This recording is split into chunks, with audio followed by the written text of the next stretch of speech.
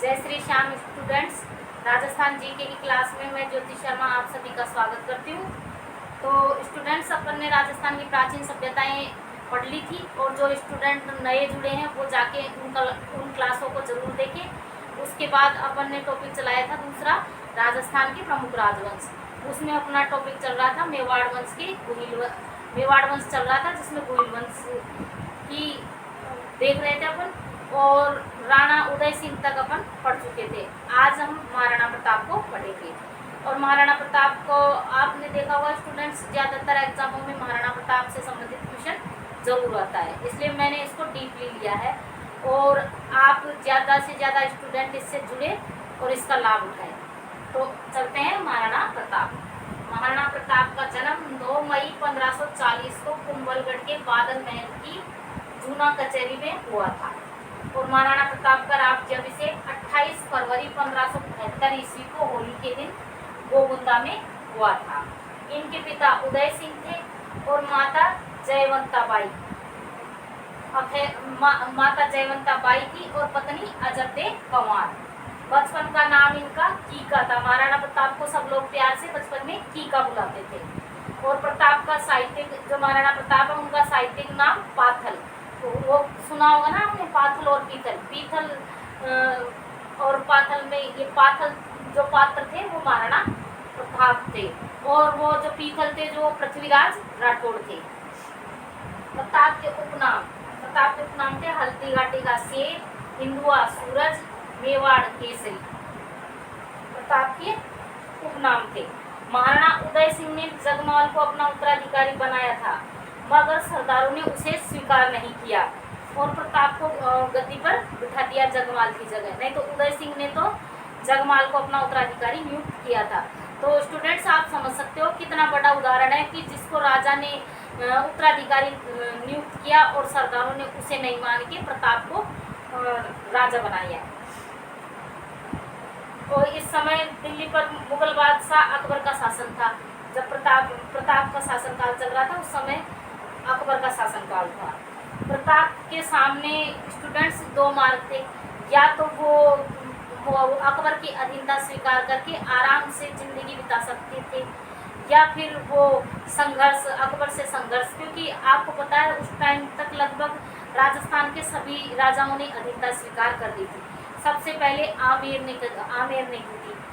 अब लगभग सब स्वीकार कर चुके थे, लेकिन महाराणा प्रताप ने स्वीकार नहीं किया और अपना स्वतंत्र अस्तित्व बनाए रखा और अपने देश की प्रतिष्ठा को बनाए रखा और संघर्ष का रास्ता उन्होंने चुना। प्रताप ने सर्वप्रथम मेवाड़ को संगठित करने का बीड़ा उठाया। उसने अपने सामंतों और भीलों का एक संगठन बनाया, जिसका नेतृत्व भील राणा कुंजा ने किया, जिसका नेतृत्व। और स्टूडेंट्स, प्रताप ने मुगलों से बचकर युद्ध का प्रबंधन करने के लिए उसने गोगुंदा से अपना निवास स्थान कुंभलगढ़ स्थानांतरित कर लिया। मतलब मुगलों से बचकर युद्ध की तैयारियां कर रहा था वो, और सैनिकों का प्रबंधन कर रहा था, तो अपने स्थान को स्थानांतरित कर दिया कुंभलगढ़। अकबर किसी भी तरह से मेवाड़ को अपने अधीन करना चाहता था, तो उसने समझौते का प्रयास भी किया। 1572 से 1576 ईस्वी के मध्य उसने अपने 4 शिष्टमंडल भेजे, जो क्रमशः निम्न है। जलाल खां कोरची स्टूडेंट्स बहुत ही वाक्पटु था। मतलब वो अपनी वाक्पटुता से सामने वाले को, कहते हैं ना कन्विंस करना, तो सामने वाले को कन्विंस करके खुद के बातों में फंसा लेता था, इतना वाक्पटु था। तो उसको भेजा गया। फिर महाराणा प्रताप ने उसको भी वापस भेज दिया कि मुझे संधि नहीं करनी। फिर मान सिंह को भेजा कि भाई राजपूत है, समझाएंगे तो राजपूतों का वो भी, महाराणा प्रताप भी राजपूत है और ये भी राजपूत है, और समझाएंगे तो असर पड़ेगा। लेकिन मान सिंह की भी महाराणा प्रताप ने नहीं मानी। मान सिंह से तो महाराणा प्रताप खुद मिलने भी नहीं आए।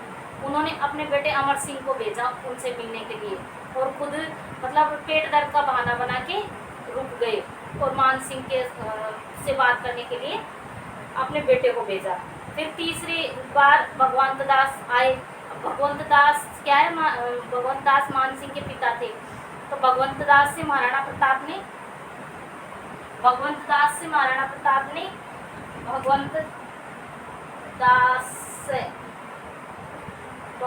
से महाराणा प्रताप ने स्वयं बातचीत की, लेकिन उनको खूब सम्मान भी दिया और महाराणा प्रताप ने अधीनता स्वीकार करने से मना कर दिया कि मैं तो अकबर की अधीनता स्वीकार नहीं करूंगा। फिर चौथे नंबर पर टोडरमल था। टोडरमल को भेजा। टोडरमल भी राजपूती था, लेकिन महाराणा प्रताप ने मना कर दिया। अब महाराणा प्रताप ने जब मना कर दिया तो अब एक ही रास्ता बचा था, वो युद्ध था। अब मेवाड़ को मुगल आक्रमण का सामना करना पड़ेगा, इसमें तो कोई शक ही नहीं था। अब 1576 ईस्वी के प्रारंभ में अकबर ने मेवाड़ अभियान की तैयारी हेतु अजमेर पहुंचा और वहीं उसने मान सिंह को मेवाड़ अभियान का नेतृत्व सौंपा। अकबर ने मान सिंह को मेवाड़ अभियान का नेतृत्व सौंपा। हल्दी घाटी का युद्ध। हल्दी घाटी का युद्ध स्टूडेंट्स 18 जून 1576 को हुआ था। कई बुकों में 21 जून 1576 भी दिया गया है, लेकिन जो ये एनसीईआरटी की बुकें चल रही है, जिनके साथ चल रही है वो हमारा राजस्थान, तो उसके 10th की बुक में 18 जून 1576 है और स्टूडेंट्स ये बुकें ऑथेंटिक है, तो 18 जून 1576 ही मान लेते हैं। 18 जून 1576 को खमनोर व गोगुंदा की पहाड़ियों के मध्य यह युद्ध हुआ और स्टूडेंट्स प्रताप ने इस युद्ध की योजना कुंभलगढ़ दुर्ग में बैठ के बनाई थी और मान सिंह ने अकबर के साथ अजमेर के मैगजीन दुर्ग में बैठकर इस युद्ध की योजना बनाई थी। और स्टूडेंट्स प्रताप की सेना लोसिंग गांव में तथा मान सिंह की सेना मोलेला गांव में ठहरी थी। मतलब अपनी अपनी सेनाओं के पड़ाव, प्रताप की सेना का पड़ाव तो लोसिंग गांव में था और मान सिंह की सेना का पड़ाव मोलेला गांव में था। प्रताप की सेना का नेतृत्व स्वयं प्रताप ने। अपने जो भी हिंदू धर्म में राजा हुए हैं, ज्यादातर उनका यही होता था कि सबसे पहले वो स्वयं आगे रहते थे और ये जो मुगल राजा होते थे, या तो वो स्वयं आते ही नहीं थे या रहते भी थे युद्ध में तो पीछे रहते थे और अपने शासक, राजपूत शासक स्वयं को पहले खतरे में झोंक देते थे, जिससे क्या है कि कोई भी खतरा स्वयं के ऊपर आ जाता था तो पूरी सेना का नेतृत्व डगमगा जाता था और ज्यादातर शासक यही करते थे कि अपने आप को आगे रखते थे। तो महाराणा प्रताप की जो सेना है उसका नेतृत्व महाराणा प्रताप स्वयं कर रहे थे और अकबर की सेना का नेतृत्व मान सिंह व आसफ खान ने किया। और स्टूडेंट्स महाराणा प्रताप की सेना के हरावल दस्ते का नेतृत्व, हरावल का मतलब आगे वाले दस्ते का नेतृत्व हकीम का सूर कर रहे थे, जबकि अकबर के हरावल दस्ते का नेतृत्व जगन्नाथ कछवा व संयुक्त हासिम खान ने किया था। अकबर व प्रताप की सेना का अनुपात। तो स्टूडेंट्स अकबर की सेना में जहाँ 4 सैनिक थे, वहीं प्रताप के साथ एक सैनिक था। और परंतु हुआ क्या, ये युद्ध अनिर्णायक भी रहा क्योंकि अकबर के पास विशाल सेना थी, लेकिन जो अकबर के सेनापति थे वो मेवाड़ के तंग रास्ते, दर्रे और वहाँ पे पहाड़ियाँ थी, उनके रास्तों को नहीं जानते थे और महाराणा प्रताप के सैनिक उन रास्तों को जानते थे और वहाँ छुप कर भी वार कर रहे थे वो। तो इसलिए इतनी सेना होने के बावजूद भी अकबर कुछ नहीं कर पाया। युद्ध में प्रताप के प्राण संकट में देखकर सादड़ी के झाला बीदा ने मुकुट धारण कर युद्ध किया। जब प्रताप के प्राण संकट में आ गए तो सादड़ी के झाला बीदा थे जिन्होंने मुकुट धारण कर अकबर की सेना से युद्ध करता रहा और राणा प्रताप के प्राण बचाए। और यह युद्ध अनिर्णायक रहा। क्योंकि ये युद्ध अनिर्णायक इसलिए रहा क्योंकि ना तो अकबर महाराणा प्रताप को बंदी बना सका, ना अपने अधीन ला सका। तो एक तरीके से ये युद्ध कोई निर्णय नहीं निकाल सकता, ये युद्ध अनिर्णायक रहा। और इस युद्ध को अबुल फजल ने खमनोर का युद्ध कहा, बदायूं ने इस युद्ध को गोगुंदा का युद्ध कहा, कर्नल जेम्स टाड ने मेवाड़ की थर्मोपल्ली कहा। इस युद्ध में चेतक घायल होकर मारा गया। क्योंकि स्टूडेंट्स चेतक ने क्या किया कि जब युद्ध हो रहा था तो उसने महाराणा प्रताप ने मान सिंह पे वार करने के लिए चेतक को जो आगे बढ़ाया तो उसने मान सिंह के हाथी के सिर पर पांव टिका दिया था, जिससे उसकी सूंड में जो वो बंधे हुए थे, खंजर बंधे हुए थे जहरीले, जिससे चेतक की पैर में चोट आ गई। और फिर चेतक वो नाला पार करने के लिए जब महाराणा प्रताप पे संकट आ रहा था तो चेतक ने कूद कर नाला पार किया था। तो उसका पैर तो पहले ही घायल था और कूद कर उसने नाला पार किया। तो नाला पार करते ही चेतक के और भी ज़्यादा लग गई और वो बलीचा नामक स्थान पर चेतक का चबूतरा बना हुआ है और वो चेतक वहाँ पे मर गया, मतलब एक तरीके से शहीद हो गया।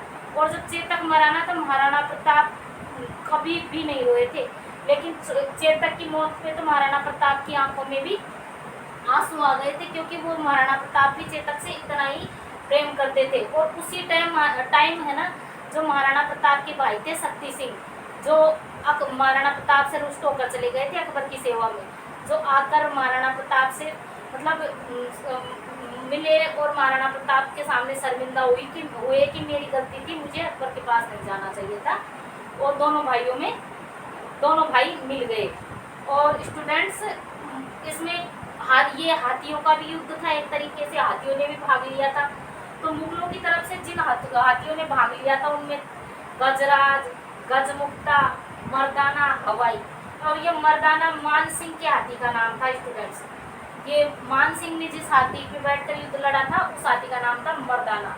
और हवाई ये अकबर के हाथी का नाम था। अकबर तो आया नहीं था, लेकिन अकबर का हाथी आया था और उसका नाम हवाई था। और प्रताप के हाथी का नाम, प्रताप की तरफ से जो हाथी लड़ रहे थे उनका नाम, प्रताप के हाथी का नाम राम प्रसाद था और दूसरा लूणा था। और ये राम प्रसाद हाथी बहुत ही ज़्यादा समझदार था, पर ये मुगलों के हाथ लग गया और मुगलों ने इसका नाम बदलकर पी प्रसाद कर दिया। स्टूडेंट्स इसमें ये भी है कि चेतक का भाई त्राटक भी था। चेतक जो घोड़ा था उसके भाई था, उसका नाम त्राटक था। तो आप लिख सकते हो अपनी नोटबुक में इनको कहीं भी, और आप एक तरीके से नोट्स बना लो इनको देख के कि भाई अब आप क्लास के साथ तो नोट्स बना नहीं सकते। एक कॉपी ले लो, एक रजिस्टर बना लो इसका अलग से, और जिसमें रोज इन क्लासों को मेंशन करते जाओ, जिससे आपकी राजस्थान जीके की टेंशन खत्म, राजस्थान जीके का लगभग पोर्शन इसमें हो जाएगा। इसलिए ज़्यादा से ज़्यादा आप कोई सी भी एग्ज़ाम की तैयारी करो, लेकिन ये आपके बहुत ही काम की चीज़ें हैं। और इन क्लासों को ज़्यादा से ज़्यादा लाइक करें, शेयर करें और सब्सक्राइब करें। ज़्यादा से ज़्यादा अपने मित्रों को शेयर करें, जिससे मेरा भी मनोबल